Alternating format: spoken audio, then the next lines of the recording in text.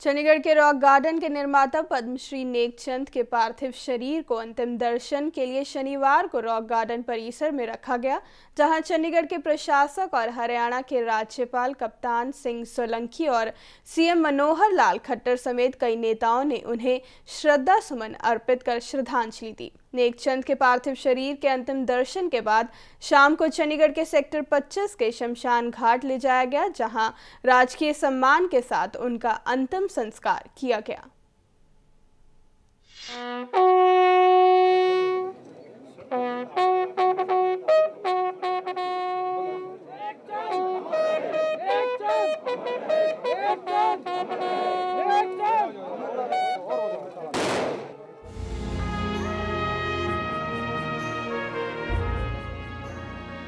ये लोगों की भीड़ अक्सर यूं ही रॉक गार्डन में उमड़ती है और इसकी खूबसूरती को दिल में संजोकर लोग यहाँ से चले जाते हैं। लेकिन शनिवार को यहाँ आने वाले लोगों के दिल में दर्द था और आंखें नम थी। चंडीगढ़ में रॉक गार्डन के निर्माता नेकचंद की चहलकदमी अब खामोश हो चुकी है। चंडीगढ़ में रॉक गार्डन के रचयिता नेकचंद की चहलकदमी अब खामोश हो चुकी है। नेकचंद के निधन के बाद उनके पार्थिव शरीर को अंतिम दर्शनों के लिए रॉक गार्डन परिसर में रखा गया था। शनिवार की सुबह 9:30 बजे नेकचंद के आवास से उनका पार्थिव शरीर अंतिम दर्शनों के लिए सुबह 10 बजे से शाम 4 बजे तक रॉक गार्डन में रखा गया। इस दौरान हरियाणा के राज्यपाल और चंडीगढ़ के प्रशासक कप्तान सिंह सोलंकी और हरियाणा के मुख्यमंत्री मनोहर लाल खट्टर समेत कई नेताओं ने नेकचंद के पार्थिव शरीर पर श्रद्धा सुमन अर्पित कर अपनी भावभीनी श्रद्धांजलि दी। राज्यपाल सोलंकी ने कहा है कि रॉक गार्डन कचरे का उचित प्रबंध का एक उदाहरण है और नौजवानों के लिए नेकचंद का जीवन प्रेरणादायक है। इसके साथ ही सीएम मनोहर लाल खट्टर ने कहा है कि नेकचंद के जीवन से प्रेरणा लेनी चाहिए और कचरे का सही इस्तेमाल कैसे किया जा सकता है, नेकचंद ने ये साबित किया है। जीवन काल में 90 वर्ष तक घनघोर तपस्या की। उस तपस्या के परिणाम स्वरूप जो अमूल्य और अमर कृति रॉक गार्डन के रूप में हम सब के सामने प्रस्तुत हुई है, वो चंडीगढ़ की बहुत बड़ी पहचान है। रॉक गार्डन के माध्यम से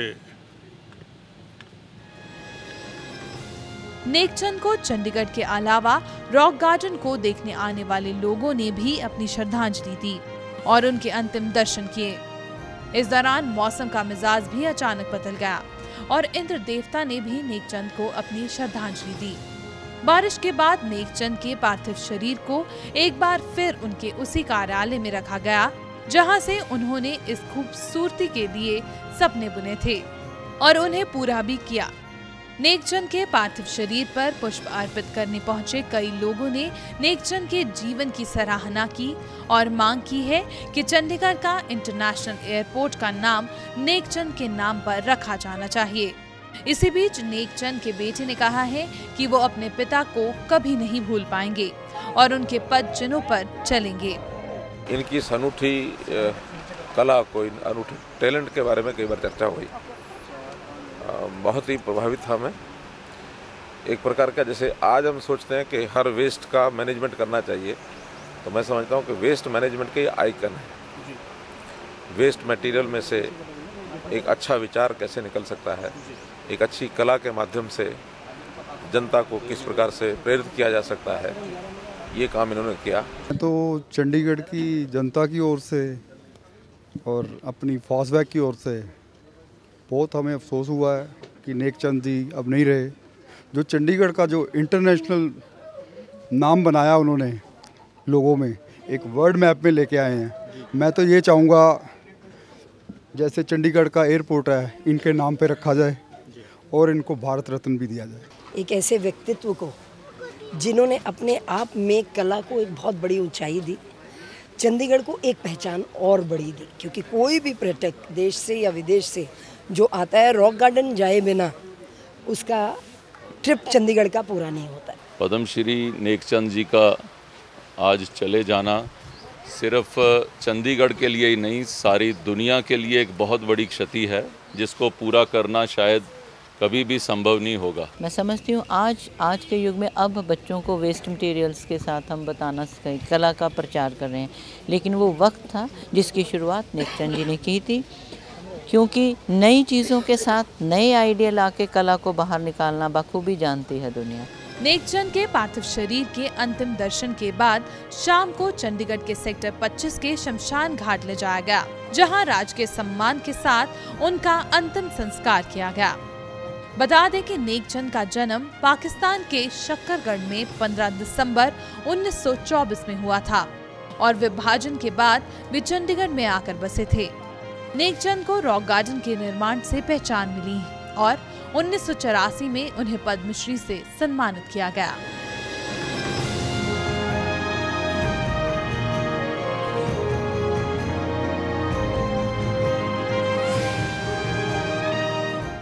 खबरों की दुनिया में आइए, हमारे साथ कहीं भी और कभी भी जुड़िए। हम मिलेंगे फेसबुक पर, हम दिखेंगे यूट्यूब पर, हमें फॉलो कीजिए ट्विटर पर। खबरों के साथ बने रहिए रात दिन।